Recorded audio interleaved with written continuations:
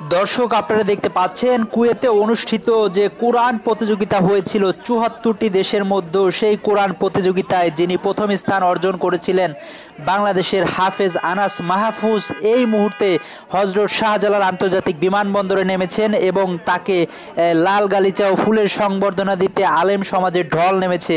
আমরা কথা বলবো আনাস মাহফুজের সাথে, কিভাবে তিনি এই সফলতা অর্জন করলেন এবং তার শিক্ষকদের সাথেও কথা বলবো। জন্য দোয়া করবেন, আমি যেন সামনে আরো ভালো করতে পারি।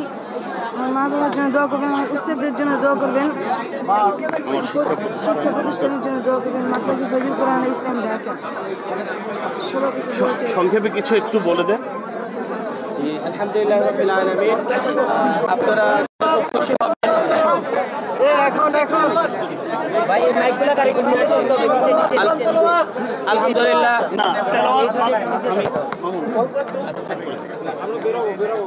সাংবাদিক বন্ধুগণ, যেহেতু এখানে অনেক যাত্রী, কয়েকটা ফ্লাইট ইতিমধ্যে নেমে গেছে, অনেক যাত্রীদের ঘন্টাকে ঘন্টা প্লেনে এখন ভোগান্তি হচ্ছে, আমরা এখানে আপনাদেরকে আর কষ্ট দিব না। আমাদের মার্কাজু ফাইজুল কোরআন আল ইসলামীর অফিস খোলা থাকবে ইনশাআল্লাহ, ও আগামী ২-৩ দিন পর্যন্ত ইনশাআল্লাহ আপনাদেরকে আলাদা সাক্ষাৎকার দিবে এবং তেলাওয়াত ইনশাআল্লাহ দিবে। এখানে তেলাওয়াত করার পরে ভালো থাকেন। আসসালামু আলাইকুম।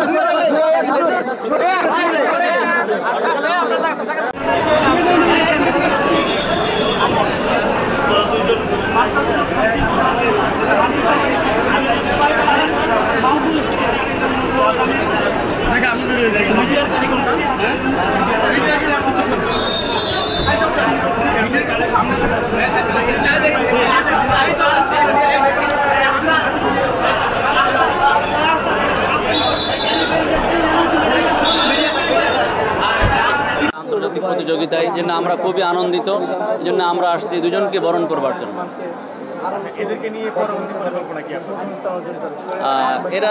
এরা হাফেজ হয়েছে, আলেম হবে, যেমন আনাস মাহফুজ আলেম হবে, এবং কারি আবুদর গিফারি, সে তো হাফেজ কারি।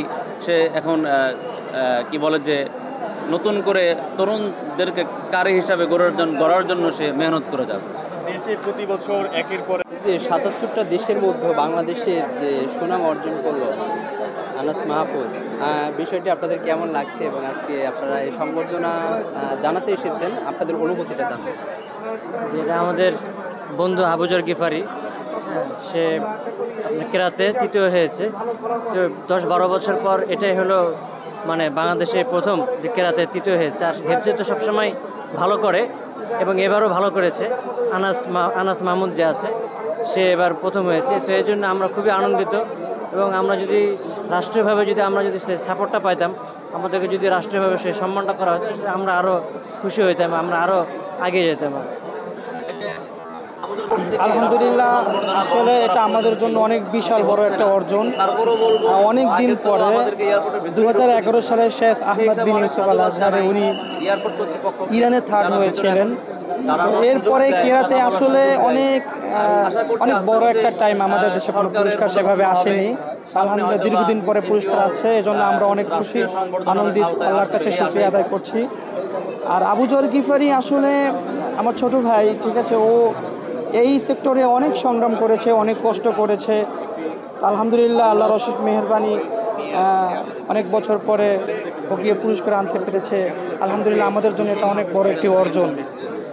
আর আমি দেশবাসীর কাছে এই আহ্বান করবো যে আবুজরের জন্য আপনারা খাস করে আল্লাহর কাছে এই দোয়া করবেন, বাকি জীবন ও যেন কোরআন নিয়ে কাজ করতে পারে দেশের জন্য, তারপর আশেপাশে সমাজের জন্য, সবার জন্য যেন আবুজর গিফারি কাজ করতে পারে, এই দোয়া করবেন।